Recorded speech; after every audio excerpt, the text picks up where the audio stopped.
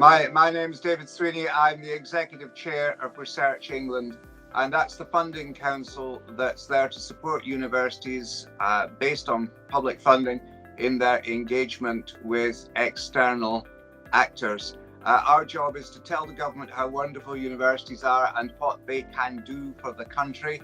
Our job is to tell universities what government directions are and how support can be provided to them so that they can indeed do that great work for the country.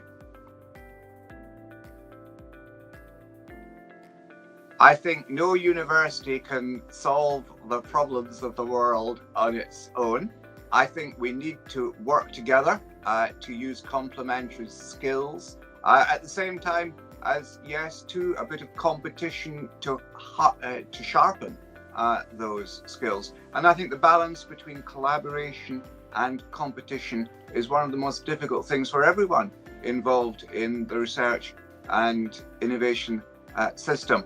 In my case, it's very obvious that universities can help each other and do brilliant work together, which they couldn't do on their own. And indeed, you just see that from traditional research outputs, having many authors from many different institutions, indeed, very often many different countries. I think addressing the particular needs of communities and localities, that's all the more true. Universities bring distinctive insights as well as skills, knowledge and experience, and working together can really deliver tremendous increased benefit using each other's insights and experience.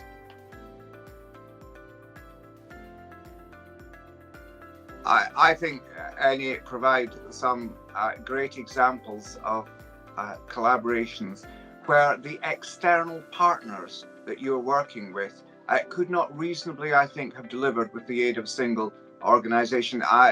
There's been much positive discussion around the police research partnership recently, which really started from an engagement between the Police College and ourselves, and brought together a number of universities in a way that just couldn't have happened without the engagement of different parties. That's, I think, a typical collaboration where the external partner recognises the need for multiple institutions, and where those institutions can do things that they couldn't have done by themselves, working together. I think that's happened all over the place.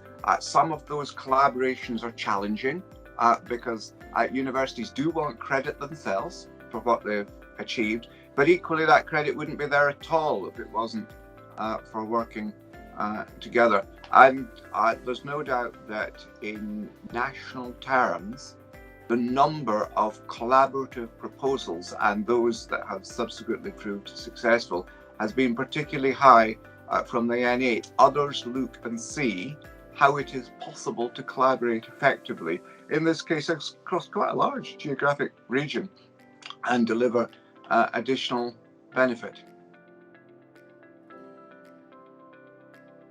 The N8 are leaders in demonstrating how to collaborate together on a broad agenda. I think there's many successful collaborations on particular agendas. I think the collective work of universities in the North, and that's primarily the N8, but also other universities who partnered with them on particular projects, it is quite simply a model. And in talking to universities in other parts of the country, I think they've been keen to understand what were the challenges in establishing such a fruitful partnership, and how indeed do they overcome some of the difficulties they see. So I'm really grateful for the way that so many different people from those universities have tackled issues which are tricky. This is not something that just happens.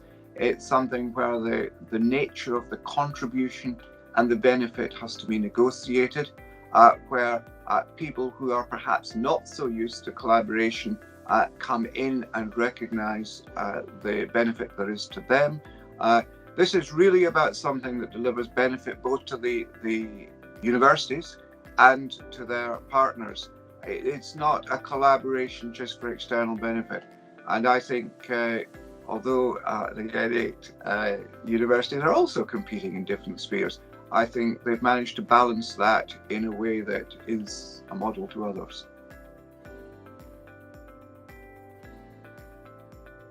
I think collaboration is not a simple topic, and I'm not a believer in collaboration always being the model for solving problems. Every collaboration comes with a cost in time to work together and in compromise in what different parties do.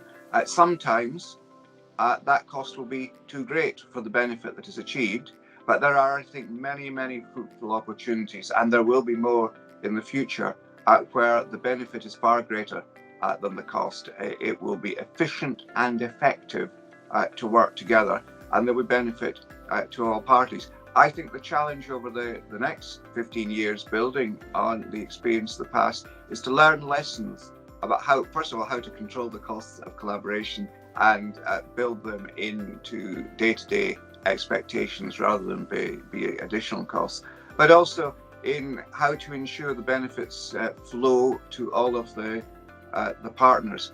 I think this is a challenge. As I say, I'm not someone who thinks wave the collaboration flag and all problems will be solved. I think it's something to be deployed tactfully, tactically, and occasionally strategically, but not without consideration of the hurdles there are to a successful solution and how you're going to overcome those hurdles.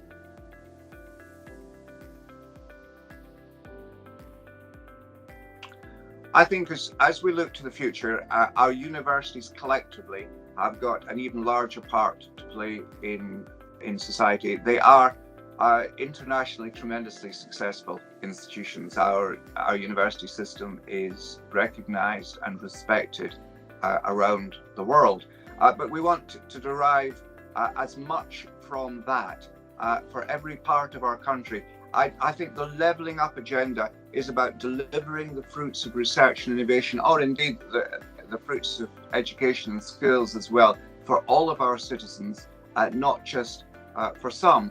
And I think to do that necessarily requires collaboration, partly because we don't have universities everywhere, but we do have universities in a lot of places. And I think some of those that are more difficult to reach, and there are many such places in the north, can only be reached by working together. So in my view, this is the way for universities to make a considerable distinctive and increased impact on society. It's always been the case that we've ensured there are complementary offerings on the education side from different universities, and probably a bit more of that will be required, but particularly on the research and innovation side, I believe that really in many parts of the country, people want to work with universities. They respect their local university, but they respect the fact that universities care about their communities and about people. And I think it's important for the reputation of universities as a whole that they are seen to be competing for great success, but collaborating for external benefit. I think a distinctive advantage that the N8 universities have had is senior staff who are being committed to working together. Senior staff who are willing to see the challenges and opportunities of partners in the collaboration as well as themselves. And I think I've got incredible respect for the senior people who gathered, they've argued and discussed, and they've come to positions and be willing to take things forward. Often that's senior academic representative, typically pro vice chancellor. Very often it's research directors and people in enterprise teams. I think those collective groups have made a significant difference, and it's been at a cost to their time in doing this collaborative work. I think from a national point of view, I'm incredibly grateful to those people for catching the vision and being willing to take it forward. It's a people-based thing as well as an institution-based thing, and I'm very, very respectful and appreciative of the work that senior people in those different groups have put in to this collaboration.